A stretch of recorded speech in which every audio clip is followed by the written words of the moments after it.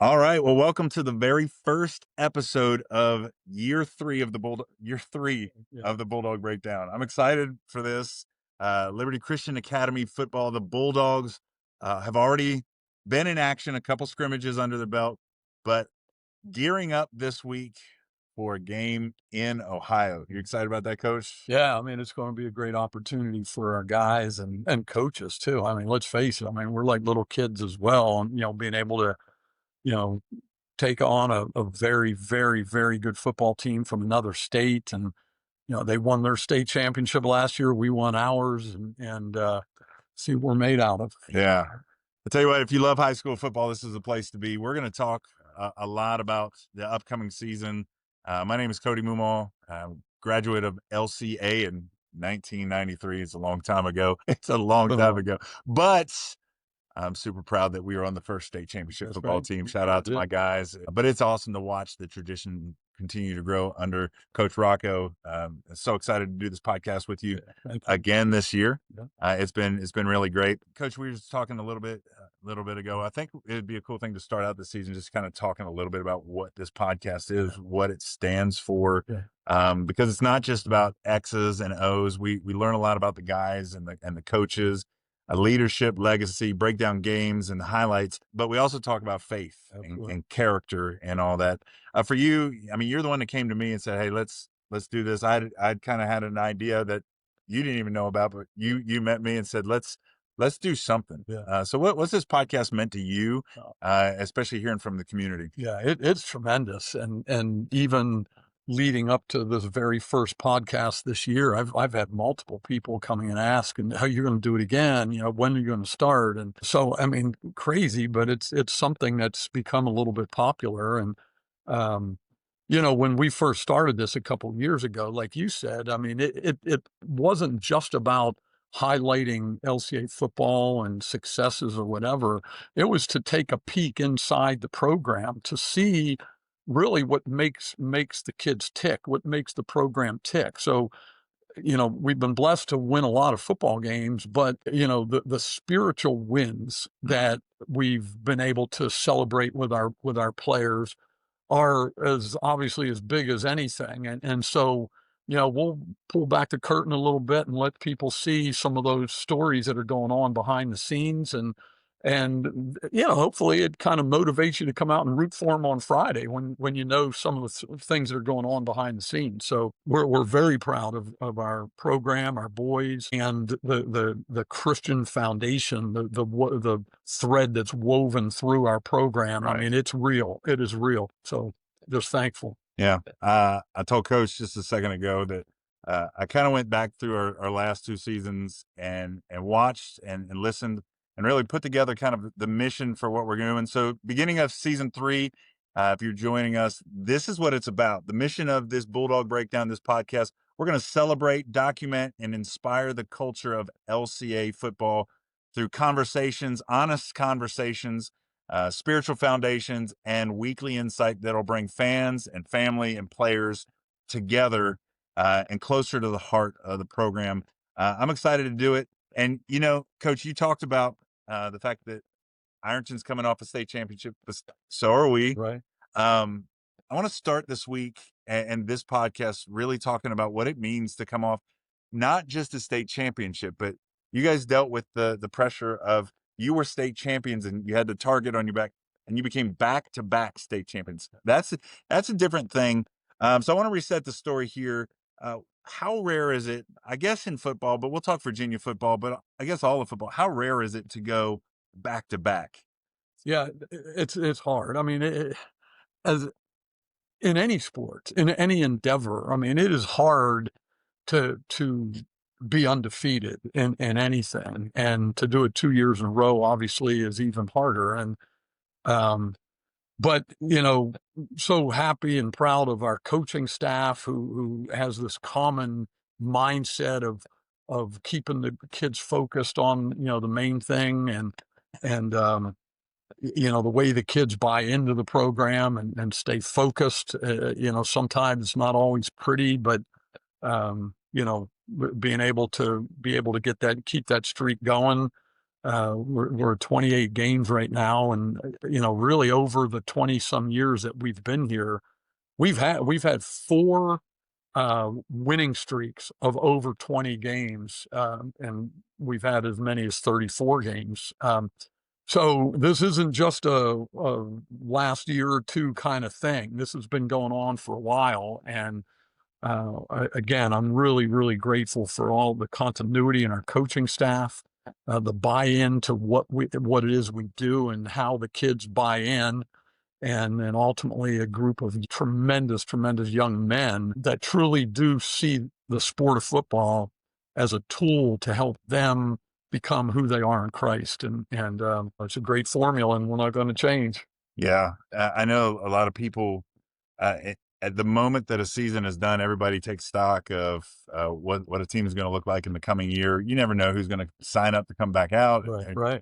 who's going to be there. So we'll get into the teams again, about what is to come. But when you think of going into the season, first of all, how does it feel to step onto the field game one as the defending champs of the state of Virginia? Yeah, I mean, as you mentioned, last year we played. I mean, we've always had a target on our back for obvious reasons. So we're used to that, and the kids are used to being able to, turn off the noise and being able to just stay focused on the main thing. But there's some self pressure that's always there too, especially 28 game winning streak. I mean, you don't want to be the team that breaks Right. the streak, and hopefully when it happens, we can start another streak right up again. That would be the goal. But yeah, I mean, there's self-inflicted pressure that goes along with it. But our kids have been great in being able to stay focused over the years. In this community, thinking back over the last couple of years, there's been a lot of people that have come alongside of the program to help it get to where it is. You and I are talking about Maddox. They came alongside of us and Yeah. started the power play Yeah. of the week. Maddox Electrical. Mhm. It's been awesome to have them with us. Yeah. They're going to be with us again this year. Yeah, that's great. And so Ironton will be the first game where we bring in the Maddox Power Play of the week. Right. So we're grateful for Maddox, but tell us a little bit about who else has jumped on Yeah, board we with we us have this we year. have a couple new major sponsors as well. Brandon Osterbein, Osterbein Law. Brandon's been a great supporter of LCA, period, over the years. LCA Athletics and now LCA Football. He's just a great fan. He's a fan of the Bulldogs, Yeah. and it's great that we're going to be able to partner together and get his company name out there. And then uh, Stephen Jefferson, who runs Hickey Plumbing and Electric, they've now become major corporate sponsors as well, and they're going to help us to be able to put in the additional visitors bleachers that we put in every year because of the way the bleachers don't, sit on the ground. Right. We need to lift them up, and we want to be good neighbors to our Right. visitors that come. So they've been able to help us, fund that project, and so it's great when the community wants to get involved, and what the football team means to the community. It's a great partnership. Yeah. I know a lot of times people look and they see things like that happen, and it's hard to realize that it does take a community to come alongside Yeah. of a football team. And so without question, we couldn't do it without partnerships Yeah. like that. And the many people who give, to what's going on here. So that's pretty awesome. Now, kind of looking towards the future. But really let's talk first about the ones that aren't here, Yeah. this year. We had, some departing seniors that really left an incredible legacy, here. Class of 2024 leaves big shoes to fill. What stands out most to you about the group that just departed? Yeah. Yeah. The thing about that group is they really have been the nucleus of our team over 3, and in some cases 4 years. Right. And so as they were freshmen, sophomore, juniors, and they were growing in their own development and their own skill sets within the game of football, it was often tough to get some other players, younger players maybe, some experience behind them because they have held down those positions for so many years. Well, now 3 and 4 years later, those guys that were our nucleus are now gone. So we're scrambling to get kids into place that even have a remote, inkling of experience and how to play the position. So it's been a growing curve that we're going through right now, in part because of that.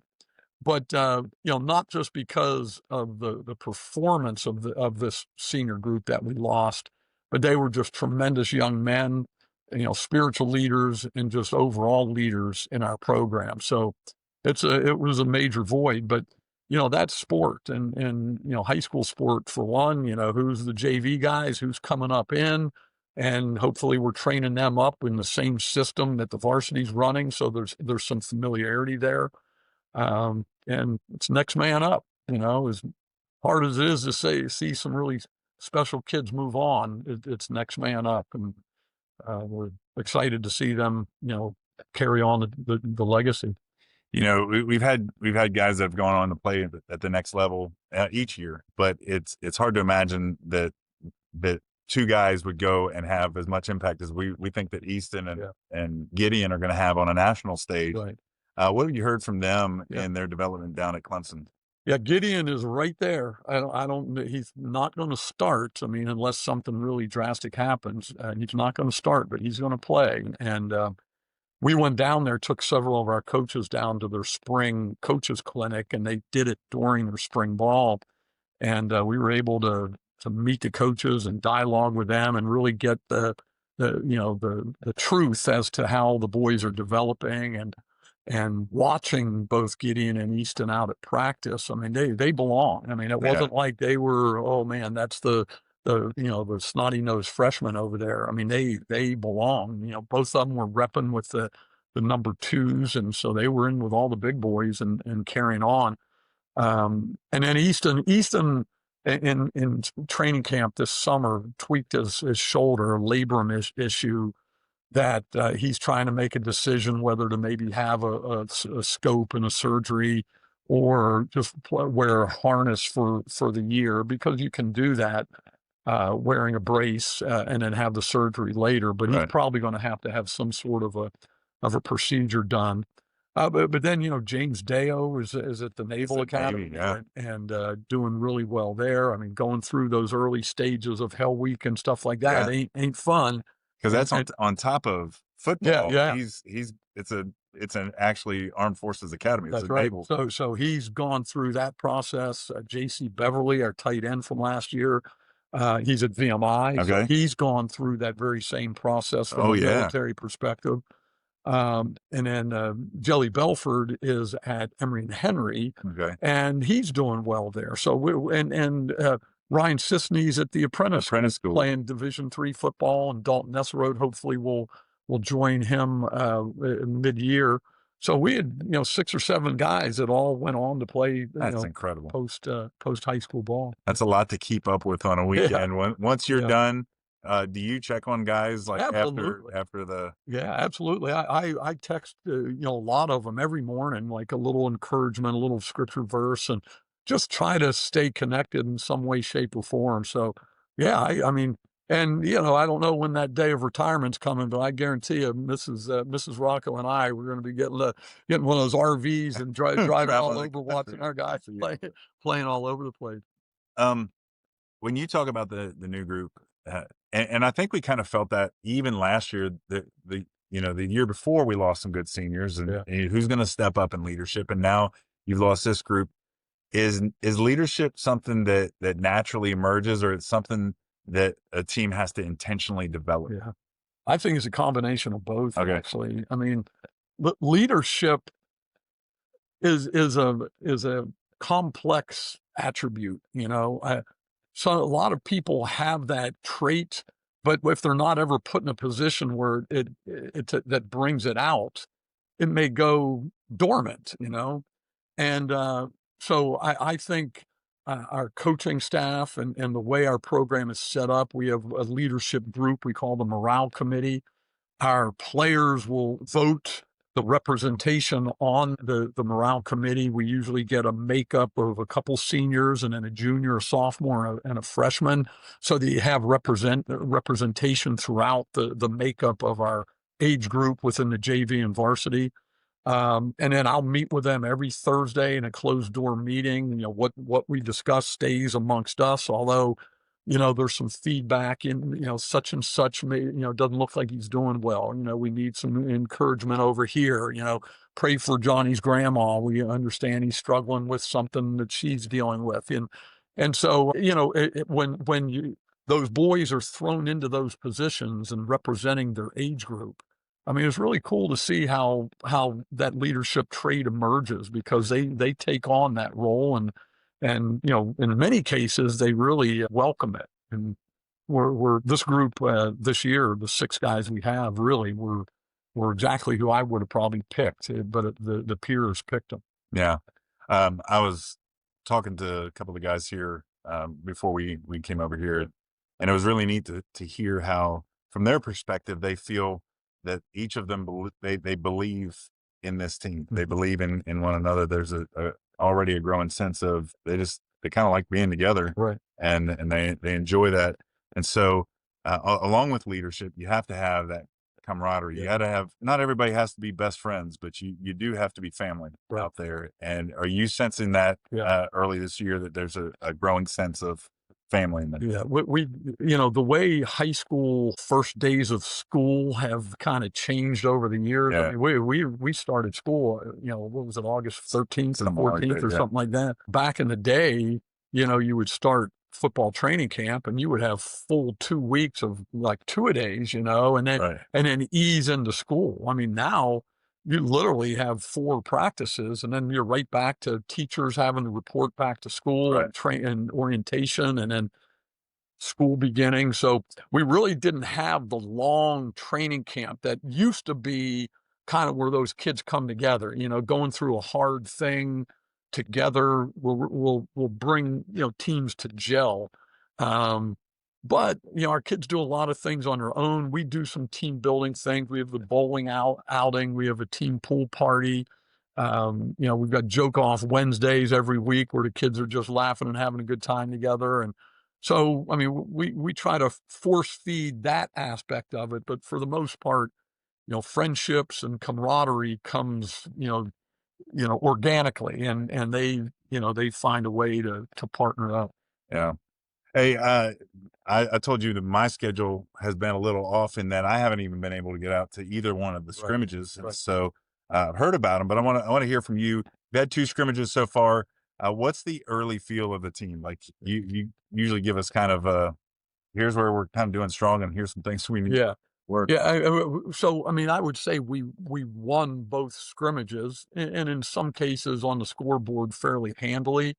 Christiansburg and Appomattox are two good teams, but we're playing Ironton this week. I mean, it's a major step up from those 2, and not to take anything away from Appomattox or Christiansburg. So we feel we've played well against a good teams, but this is going to take it up a notch. And we're not a 365 program where we're just grinding every single day. There are programs that do that. Ironton's one of them.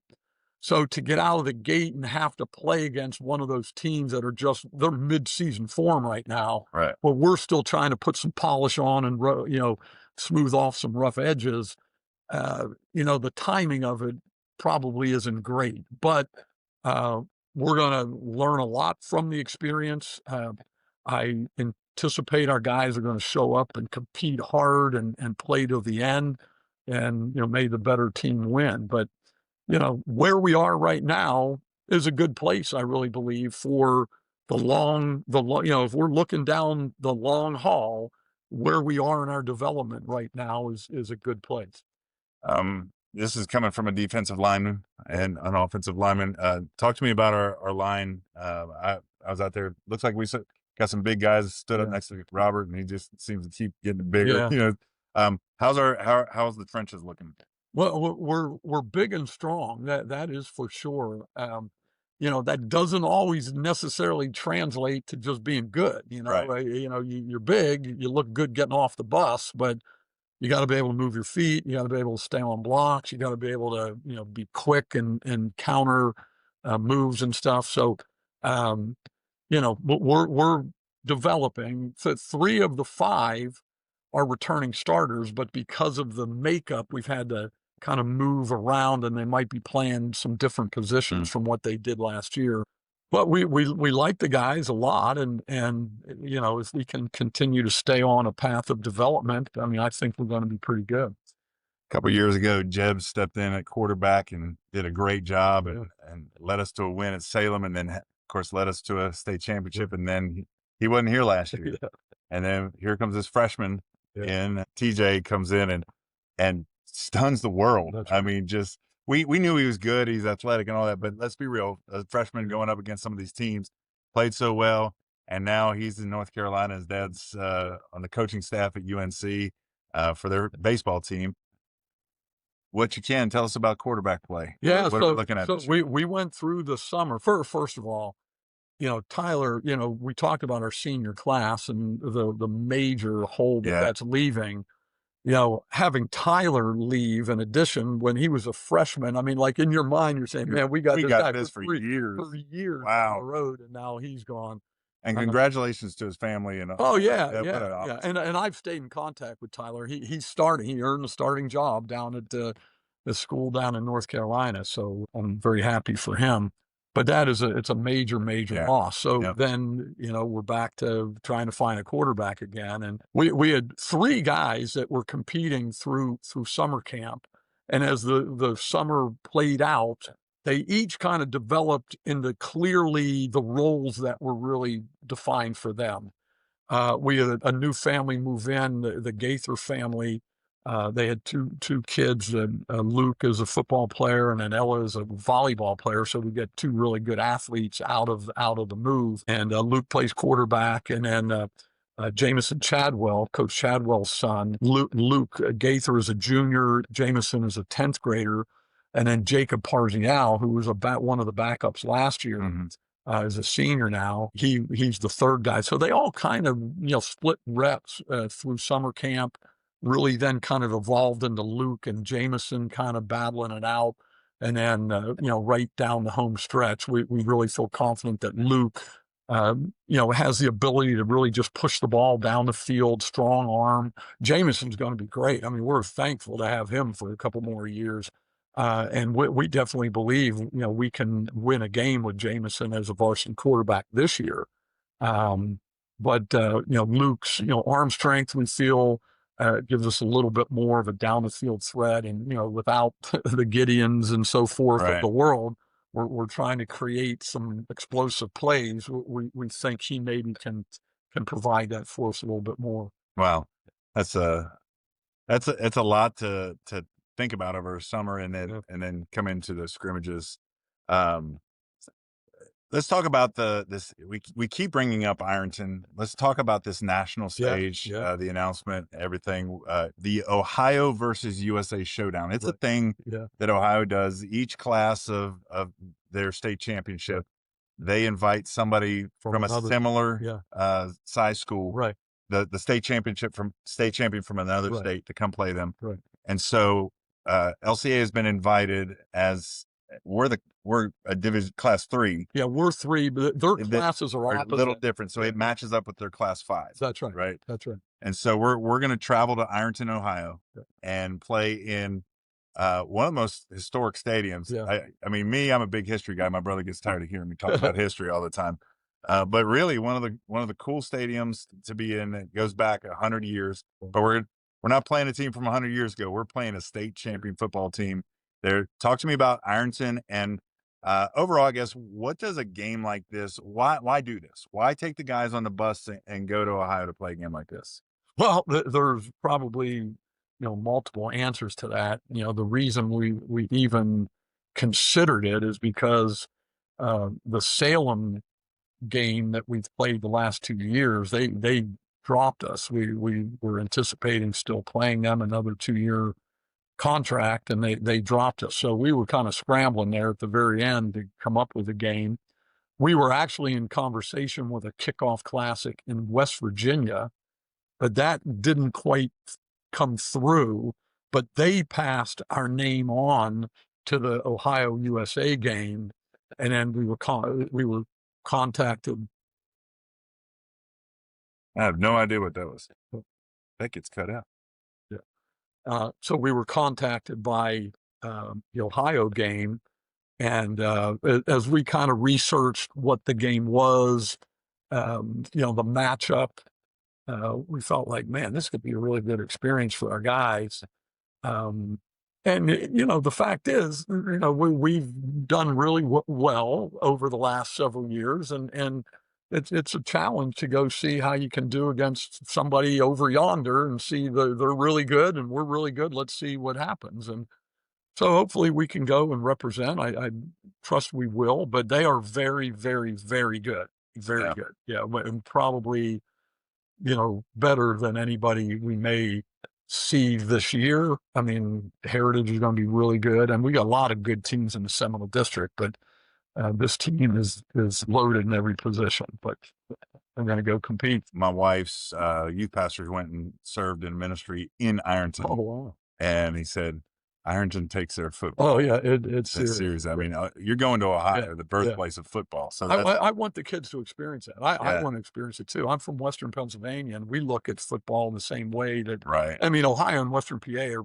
kind of brothers anyway, but we look at it the same way. So I mean, it's different. So I want our people that are willing to travel there and our players to see what it looks like, because it's different. What are some of the lessons you think they get out of doing something like that, getting on a bus and traveling and it's all unknowns, Yeah. and so they're going to step off a bus in a place they've never played, LCA's never played, do something that's never been done. What does that do for a young man lesson wise that may carry on down in the season? Yeah, we've been, trying for a while now, knowing that this day was coming, to kind of mentally prepare our kids. Even just today, the first day of kind of presenting the game plan and so forth. I mean, we've got to be prepared to bring it to them, because they are going to bring it to us. So if we're going to let them just bring it to us and we're just going to take it, they've made it very ugly on a lot of teams in the past. They won 63-0 the other night. So we've got to be mentally prepared to go physically for 48 minutes. And so the mental part of it has been under training here for the last couple of weeks. Hopefully the physical part of it, but until you get out there and you start throwing it up in there, who's going to tap out or who's going to give, who's going to flinch.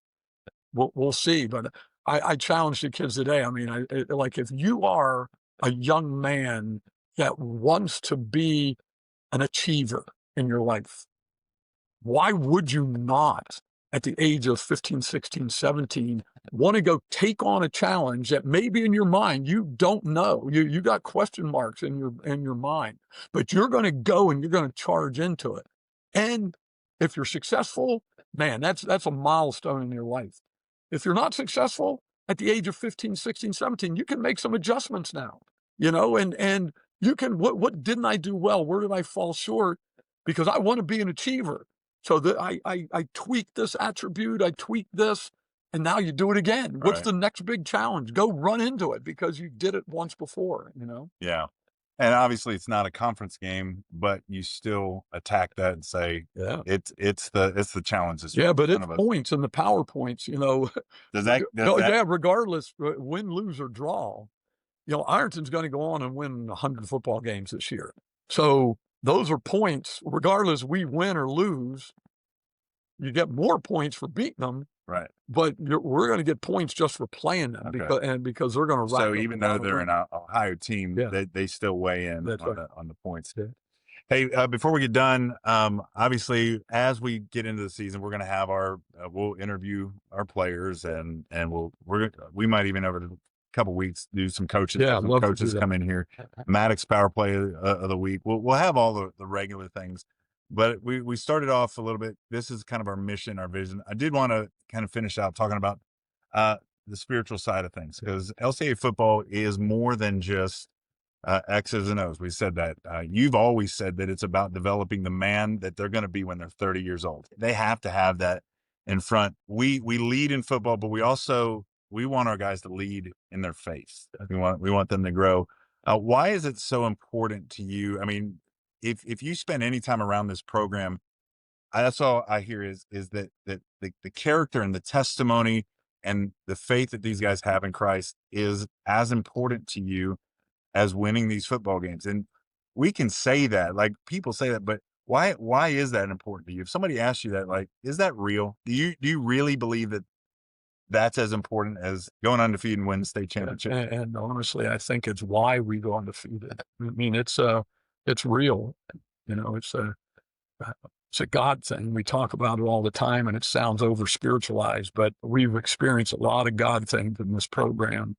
You know, last year having 12 of our guys, you know, baptized right out on the 50-yard line. You were part of it, and being able to take 9 of our players down to Guatemala 2 years ago. You were part of that. We are going to have another team baptism this year, and we're going to invite the middle schoolers. We're going to go down into our lower level program. So now it's not just the JV varsity, you know, 15, 16, 17. We're going down to 13 years old in our program, and you know, not pressuring kids to make that commitment now, but like you said, building that brotherhood and building that camaraderie, you know, going through hard things out on the practice field, but then doing things together that lift each other up spiritually, and just the encouragement of friendship and brotherhood.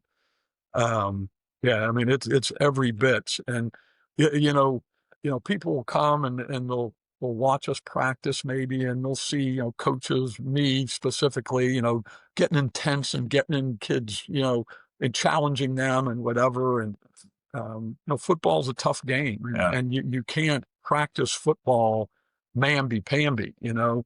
But you know, the things that people don't see, you know, they'll go and they'll pass judgment on, wow, you know, Coach Rocco's, you know, yelling. Well, not yelling. I'm loud. I have a loud voice, but they don't see what goes on over there. Right, You know, right. they don't know the Thursday devotions we do every single week, the Friday pregame chapel that we do every single week, the praying for one another that we open up every single day in meetings, and then before we walk out between the white lines every single day.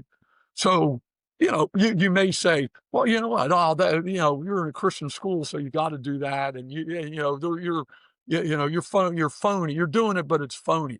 You know, the things that God is blessing can't be, you know, duplicated. You know, Right. it won't happen if it wasn't real. So yeah, I mean, it's a special thing, and we've got a special thing going here, and as long as we keep, you know, honoring Christ and how we do things, I believe He's going to keep on blessing. Yeah, I think for me, that's kind of one of the really big wins is to watch these guys go off like a James Deo and Gideon and Easton, all these guys that are going to these different places, and you watch them live out their faith in a culture that isn't this, but they've been built different. Yeah. You know, and so they're these football players that faith has so infused who they are as a man, that now that they're going, and this is the heart of a youth pastor right here is Yeah. the development of our kids to when they step on those college campuses, it's tough. Yeah. I don't care what college Okay. campus, it's tough. You're making those decisions for yourself, and it's cool to watch what you said.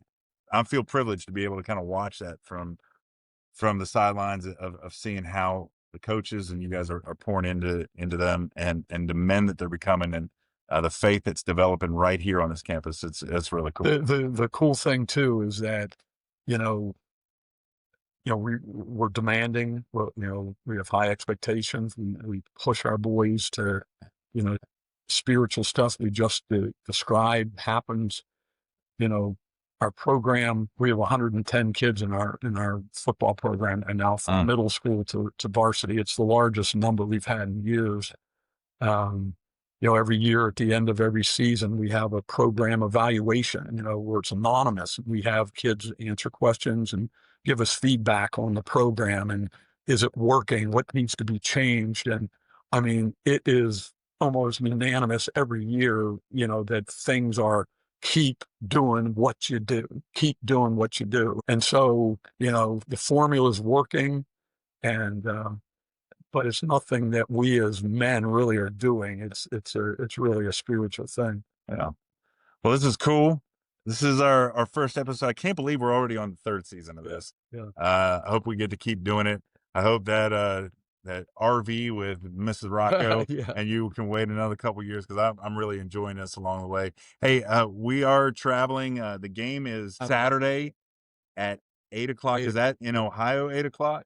Yeah, but I think So, I'd say it's the same time zone, I think. is it? Yeah. Is it not quite across? No, So, but it's going to be broadcast. It'll be on Flow Sports Flow Sport. TV. Mhm. So we'll put the link. I don't have it right now, but by the time that you watch this, we'll put it in the description, and we'll put it out on our social media. Be sure to follow us on Instagram, Facebook. I fired that up. I maybe put a little bit of a troll out there. I know you're not on social media, but I put a picture about 2 or 3 weeks ago of a bulldog just waking up, I did see that. and he has a ring Yeah. in front of him. Yeah. Just said, "Hey, we just keep going. We're getting good at collecting rings, and that's what we want to do. We want to get a third one. We want to be behind these guys. So follow us on social media, share this content, get the stuff out because there's nothing like LCA football. But we will keep posting the link. Watch them, cheer for them, and we're Come on out. Come to yeah. Ohio. I mean, if you can get out to Ohio, it's an epic stadium. I won't go into a long diatribe of what that stadium's about, but it's pretty cool. Hey, we're gonna say this over and over. This Bulldog podcast, it's more than football. It's Bulldog culture from the locker room to the end zone.